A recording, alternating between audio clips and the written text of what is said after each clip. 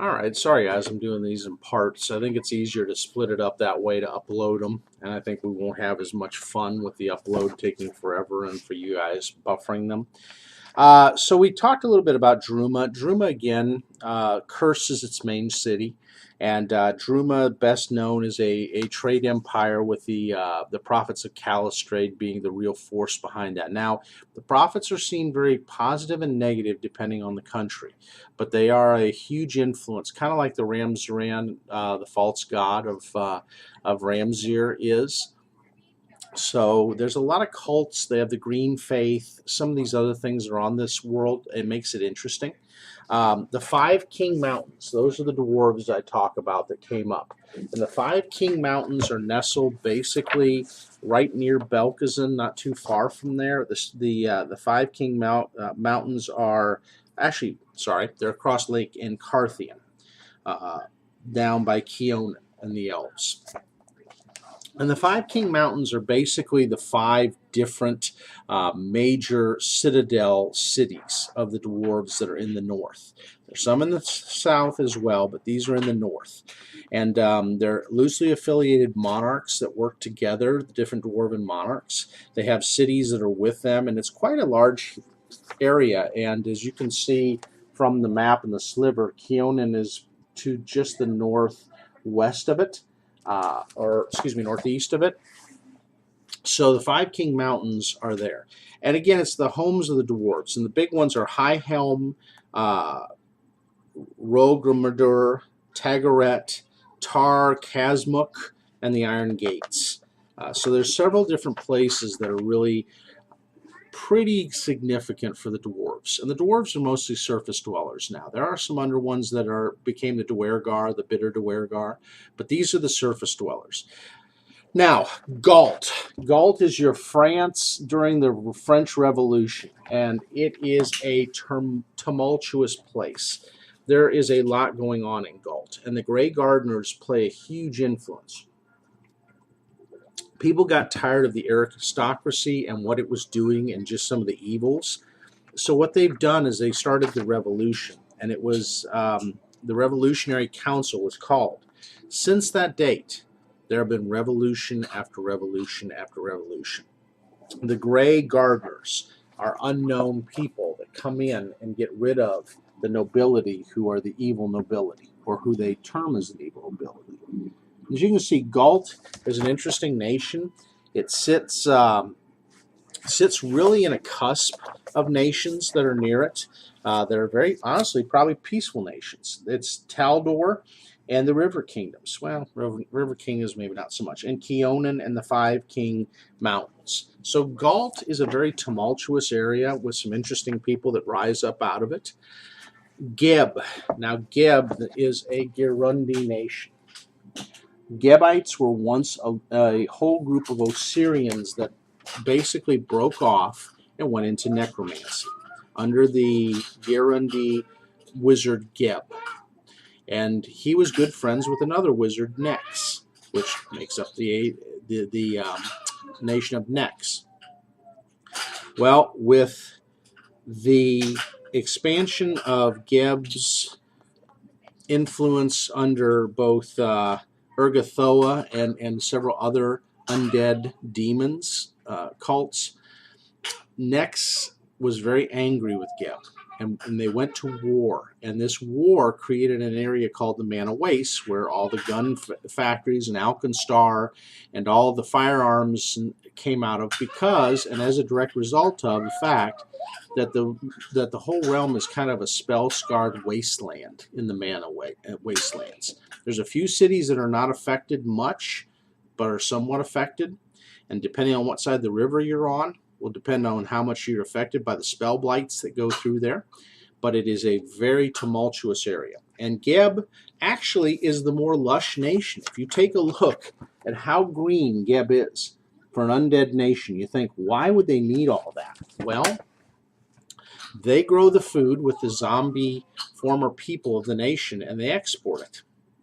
So in the south, in all of Garand, Geb is a huge exporter of food sources and other type of textile goods. And the sad part is, when Geb was mortally wounded or killed, as some say, and he fled, in his place, the ultimate affront was done. Arasni was raised, and Arasni used to be the former herald of Erodin. And these lovely perverted people, after death, took her body and raised her into an undead. Some say it was a lich or some other type of creature. She is a nasty, mean, evil ruler with a lot of bitterness.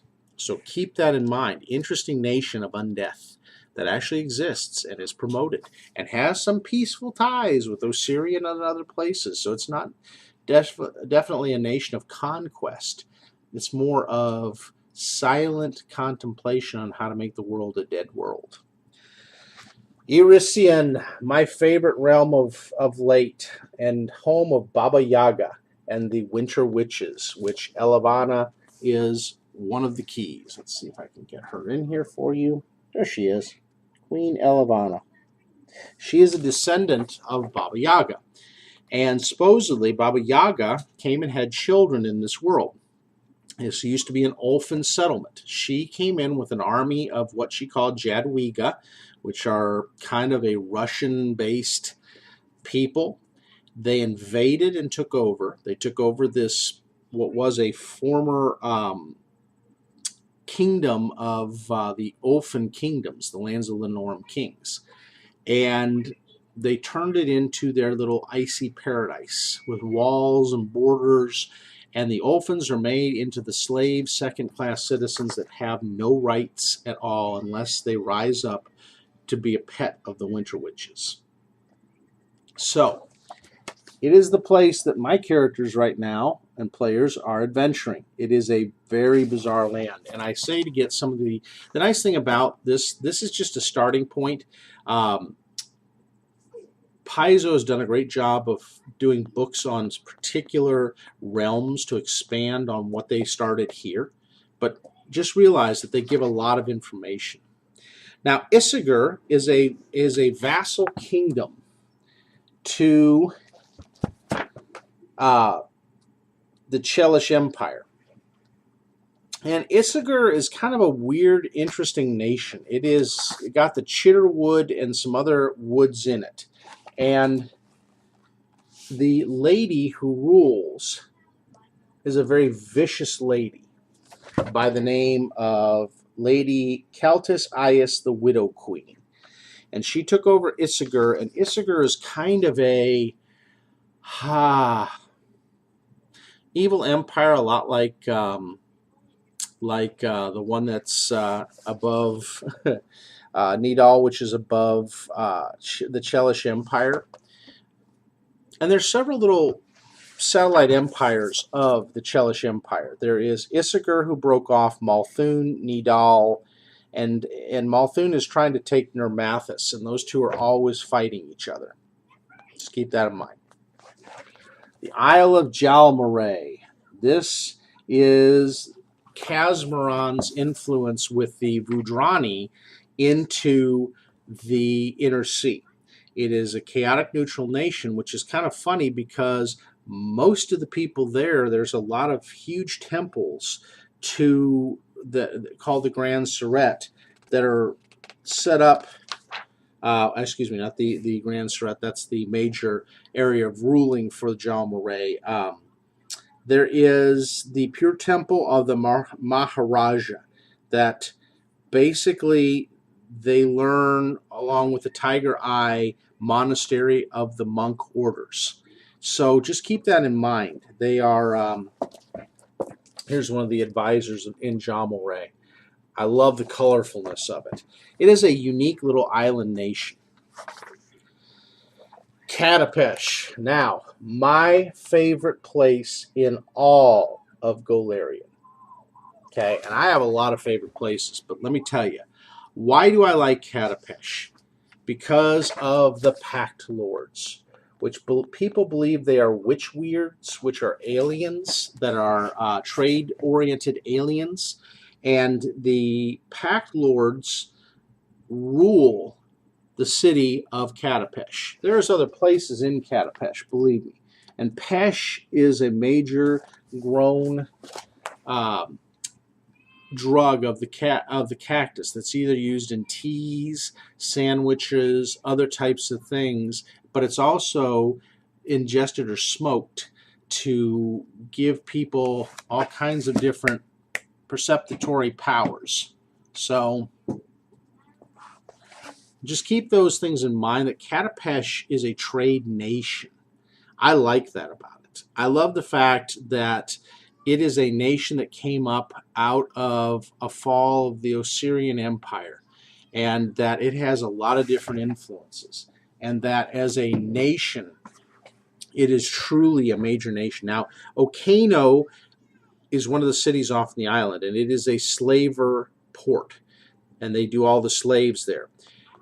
The western side of Katapesh is mostly ruled by Knoll tribes, with the exception of Solku, the city of paladins, where they have the paladins of Sarenrae and Iamade. This area is where the slaving goes on, and it's also the pass that leads you into the Mwangi Expanse. So it is a well-guarded area where the Knolls go in, and they are either worshiping Lamashtu or Rovagug, the destroyer god, and they are enslaving races and then selling them in the flesh markets of Katapesh in the dark markets. And it's all permitted as long as it's legally done. Slavery is very legal of all races in Katapesh, as is trade of everything. Katapesh is such a major trade area. They believe in fairness of trade. It is a stronghold for Abadar, the god of law and cities and fair trade. And so he, which is a Gurundi god, by the way, has a lot of influence here with civilization. And Katapesh City is one of the largest cities on the continent of southern Gurundi. And it is just a city of wonders. And I will show you, they have a whole dark markets of Katapesh. Get it. Before it goes away, before it disappears, get it. The guide to the dark markets of Katapesh, or the dark markets of Katapesh, yeah, get it. Absolutely. One of my favorite areas. And it also is where the Legacy of Fire is run out of. Keonan, one of my favorite PC's home port of call. It is the Elven Nation. It is a major forest nation of elves that has gates, elf gates, that take them to Kazmaron and back. It is where they came from Kazmaron, along within the Mwangi Expanse, to settle. Keonan went through a lot of turmoil. Keonan was great, but during the fall of the Starstone, the elves fled, and from there, supposedly the Drow went underground into Sekamina and became the Drow. Keonan also had, during that time, the rise of Tanglebriar, one of the demons that came into Tanglebriar, and it is a fiend called Tree Razor. And Tree Razor's goal was to infect the forest with diseases and death and rot. And he started to do that, and that's where Tanglebriar came up. But the half-elves and the elves were able to push him back and keep him at bay. And so there is this, as you can see where Tanglebriar is. It is right there near the big forest in Keonan called the Firani Forest. And so for a long time, the half-elves protected the lands, and they were somewhat accepted by the lady Queen Telandia Edda. Boy, my elf is bad. Edasseril. And she rules in Ayadara, the Elven Kingdom capital. So there's a lot of intrigues. Half-elves are kind of still seen as half-breeds, but they're an important thing because they kept Tree Razor at bay along with the humans and protected the realm, which changed the elves' viewpoint a little bit on both. But there's a real political web, and there's a lot of summer fae that's involved down there, and I love the plots from it. There's a lot of spy stuff going on in that area. Last Wall. It was a nation that was created to basically protect against Tar-Baphon and the Whispering Tyrant. And you'll learn a lot about Tar-Baphon. He is one of the most prominent liches in all of Golarion. So keep that in mind as you go into Golarion, that the liches and undeath are very common. Supposedly Tar-Baphon was a former witch king of an empire, and he became a lich. And in doing so, and it was at Erodin's hand when Erodin, the living god, fought him to a standstill. And he wanted Erodin to kill him, and he split the shield of Erodin to try to destroy Erodin, but ended up getting a piece into himself, which caused his death and then caused him to raise as a lich. A lot of twists there. And there's a lot of speculation. I can give you my speculation, as is 17 other people can give you theirs, as Paizo will give you their cryptic answers on him. Wes Snyder probably could give you the best understanding of Tar-Baphon. He won't, but he could. So Wes, I'm just giving you props there. He leaves it a little bit of a mystery for you. But at Last Wall, the Shining Crusade of Taldor came in for one of the very last Shining Crusades before the big Taldor nation fell, led by Iomedae, to hold back and hold at bay Tar-Baphon's expansion of Ustalav. The Ustalavis were I won't say a peaceful people. They were kind of a dark, gothic, Varishian people. And as a nation, they foraged a lot out. But then Tar-Baphon came in and tried to conquer their nation, and he succeeded. And for 800 years, they suffered under the Lich King until the Shining Crusade came in, and at the cost of many knights and much life and much undead being raised, finally Tar-Baphon was imprisoned below the gallows spire with all of his lieutenants and other agents of major impact. So Last Wall has a lot to do with that. And the Last Wall Crusades now not only have protected against Tar-Baphon, they also protect against the incursion of the demons up in what used to be Sarcosia and is now known as the World Wound. And there's a huge tear in reality in the World Wound between the Abyss and the human nations at that time. And the humans brought that about, the human Kelids in that area. So they sit on Lake Encarthian, which a lot of the nations do that are in that area for trade. Huge lake, beautiful lake, a lot of creatures, and supposedly pieces of Erodin's shield could be down there, or they could be in Brevoy. No one knows for sure, but there are parts of that mythical item that are around. And supposedly if you bring all those together, you can reassemble the shield of Erodin as a artifact.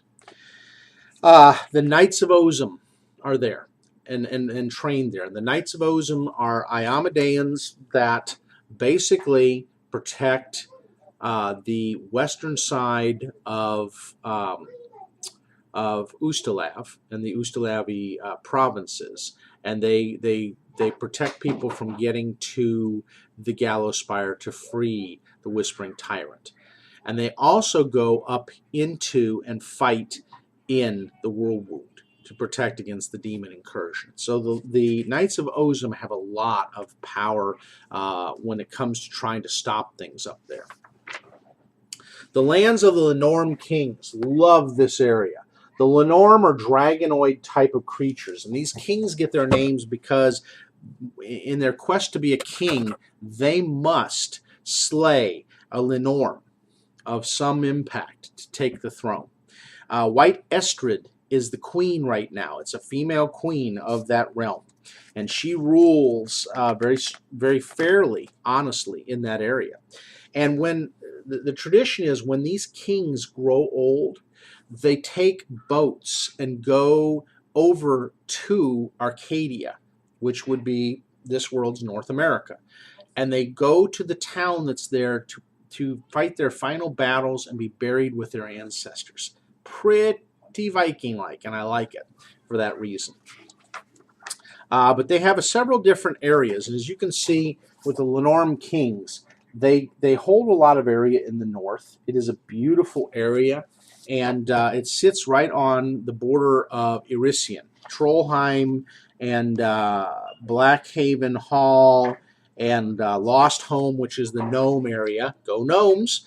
And the gnomes are pretty prominent in that area in dealing with the Fae of the Grungir forests. And they also have Flint Reach and Battle Wall and Aegios. And Aegios is a island kingdom of pirates, elfin pirates. So, and then down around Battle Wall and Flinty Reach, there's an island also off of there that has cannibals. Fun.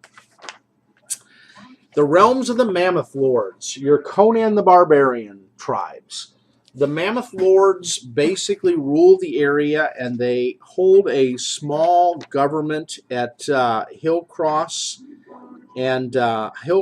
Tolgeth, and Ice Stair are the three cities that are kind of tribal cities for moots where they meet to have their different meetings and discuss things.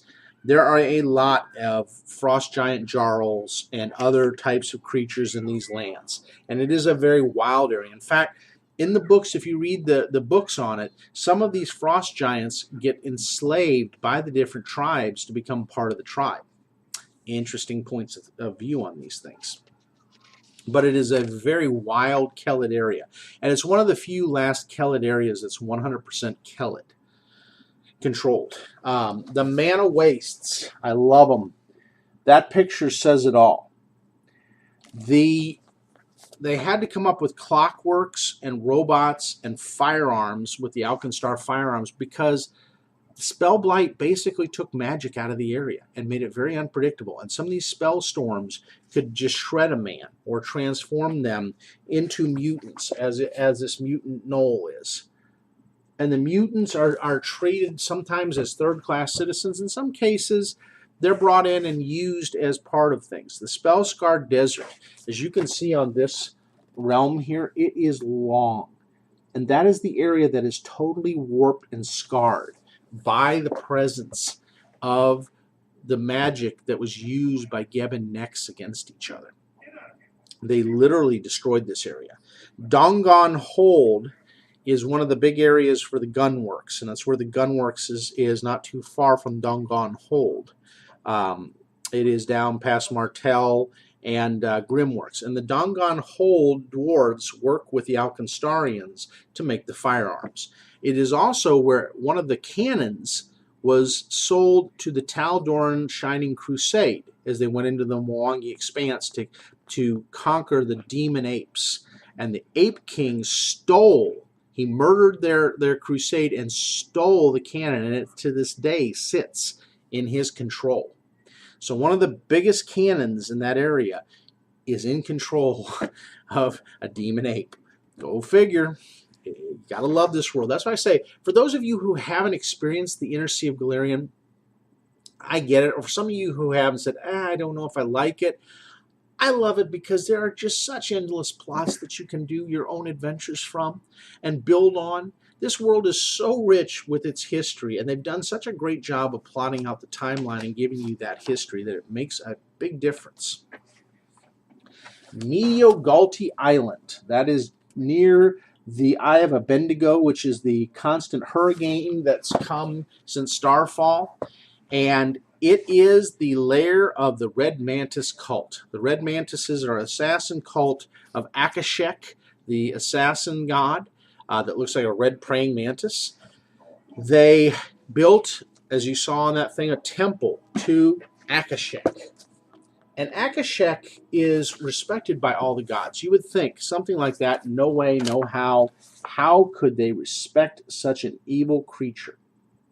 Well, because all gods need assassins. And Akashek has rules. Akashek is not a neutral evil or chaotic evil. He is a lawful evil god. He has rules for his assassins, and there are conducts and codes of conduct for worshiping him and for doing things. Now, he respects creativity, don't get me wrong. But those rules are followed. If you hire an assassin of the Red Mantis Guild, you better follow the contract. Otherwise, if you are an oathbreaker in it, they are free to have at you. And believe me, they've caused the toppling of many an empire, i.e. like in Variscia. So they have caused some major things. The Hermitage that's up there is one of the major parts, but there's also the pirate city of Ilismagordi. Ilismagordi is a pirate port and settlement, and the two coexist together, and they do quite well. And actually, the pirates kind of protect the Red Mantis and vice versa. So there's a lot of secrets go on there. Now it's right near the Shackle Isles, so keep that in mind, and the Sodden Lands. So this area has a lot to do with Garand again. And my last one I'll go on this part is Mendev. Mendev is another Crusader nation. And again, it is another one that protects against, it's a theocracy and a crusade that protects against the world wound. So, many Mendevian crusaders go in. The problem is what is left with mind and soul after you do a crusade. The world wound adventures are, and there's a whole adventure path through the world wound. You know, it's a nasty little piece of work. It's not going to leave your characters sane. It will take you to Mythic Tiers, and it is an amazing place. And the Mendevian Crusaders are like no other, and many of them come from Taldor and Cheliax and other places to serve in the Crusades, but not many come home in one piece. So the capital of Mendev, by the way, is the city of Nerosian.